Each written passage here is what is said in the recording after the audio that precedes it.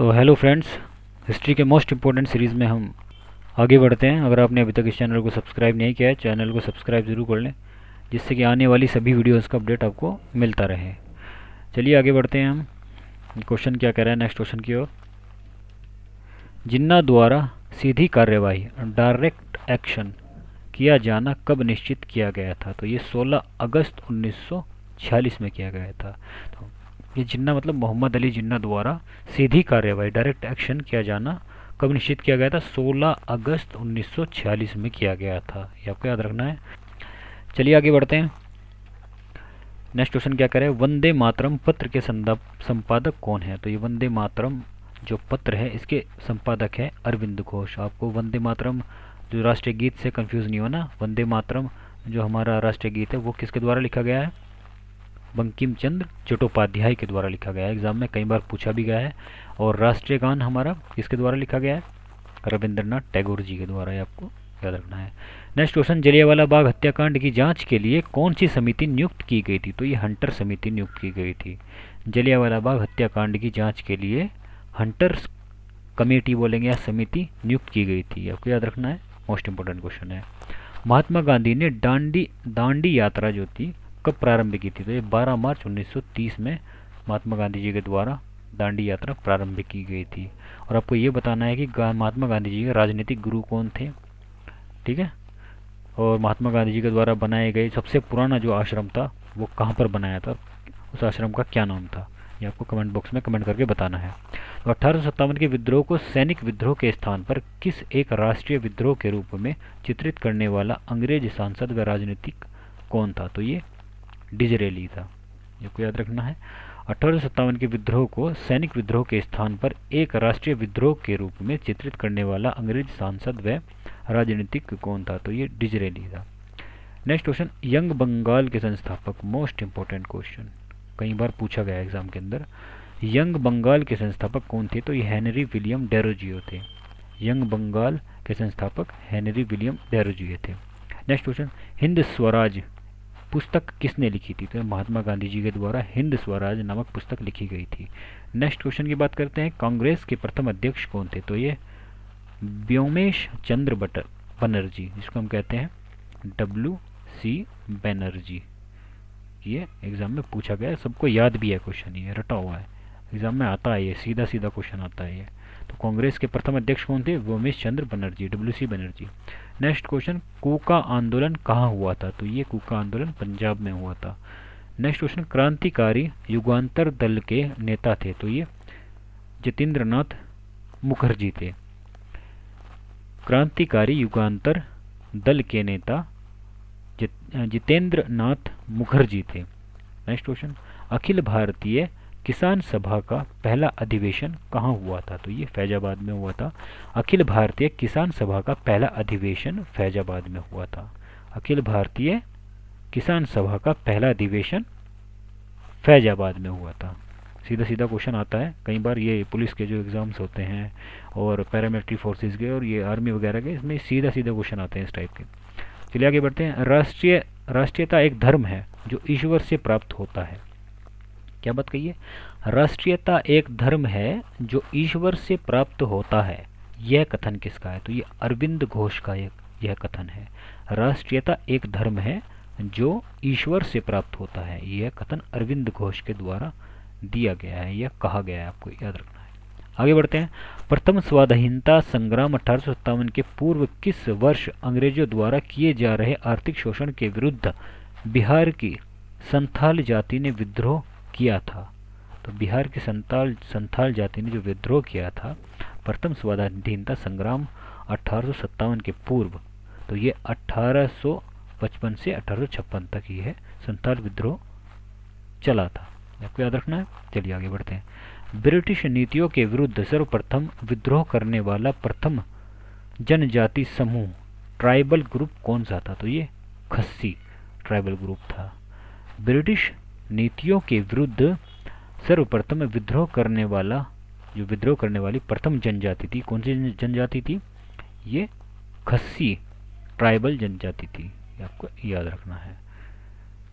Just a minute, आगे बढ़ते हैं। नेक्स्ट क्वेश्चन क्या कह रहा है हमारा, भारतीय ट्रेड यूनियन एक्ट कब पारित हुआ था? ये 1926 में पारित हुआ था। भारतीय ट्रेड यूनियन एक्ट, ये एक्ट एग्जाम्स में बहुत पूछे जाते हैं। एक्ट तो कब पारित हुआ था? ये 1926 में पारित हुआ था। ये एक्ट जैसे कि पुलिस के एग्ज़ाम्स होते हैं, सब इंस्पेक्टर वगैरह के, जो यूपी पुलिस के एग्ज़ाम होते हैं स्टेट के, तो वहाँ पर ये एक्ट पूछे जाते हैं। तो 1926 में भारतीय ट्रेड यूनियन एक्ट पारित किया गया था, ये आपको याद रखना है। आगे बढ़ते हैं क्वेश्चन की ओर। अगला क्वेश्चन क्या कह रहा है हमारा? अगर आपने चैनल को सब्सक्राइब नहीं किया है, चैनल को सब्सक्राइब ज़रूर कर लें और अपने फ्रेंड्स के पास वीडियोस शेयर ज़रूर करते रहें। चलिए आगे बढ़ते हैं, हम पेन ले लेते हैं। प्रश्न क्या है? Indian national trade union, most important question, 5 star लगा लो इसके ऊपर। Indian national trade union Congress INTUC की स्थापना किस वर्ष हुई? तो ये 1947 में हुई थी। Indian national trade union Congress की स्थापना 1947 में हुई थी। नेक्स्ट क्वेश्चन, जलियांवाला बाग हत्याकांड के बाद पंजाब में फैली अशांति की जांच के लिए कांग्रेस द्वारा नियुक्त आयोग के अध्यक्ष कौन थे? तो ये पंडित मोतीलाल नेहरू जी थे। जलियांवाला बाग हत्याकांड के बाद पंजाब में फैली अशांति की जांच के लिए कांग्रेस द्वारा नियुक्त आयोग के अध्यक्ष थे? तो पंडित मोतीलाल नेहरू जी थे।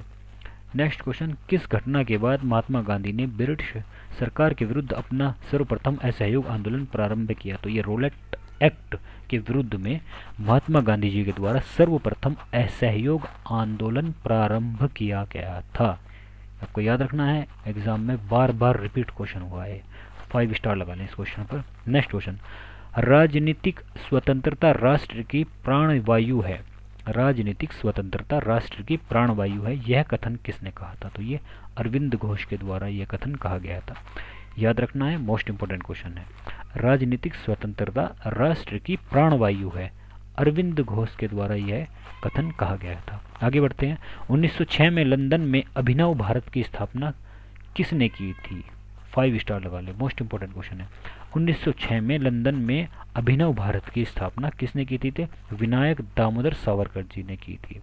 1906 में लंदन में अभिनव भारत की स्थापना विनायक दामोदर सावरकर जी के द्वारा की गई थी, ये आपको याद रखना है। चलिए आगे बढ़ते हैं। असहयोग आंदोलन शुरू करने के समय भारत का वायसराय कौन था? 5 स्टार लगा ले, मोस्ट इंपोर्टेंट क्वेश्चन है। असहयोग आंदोलन शुरू करने के समय भारत का वायसराय लॉर्ड चैम्सफोर्ड था।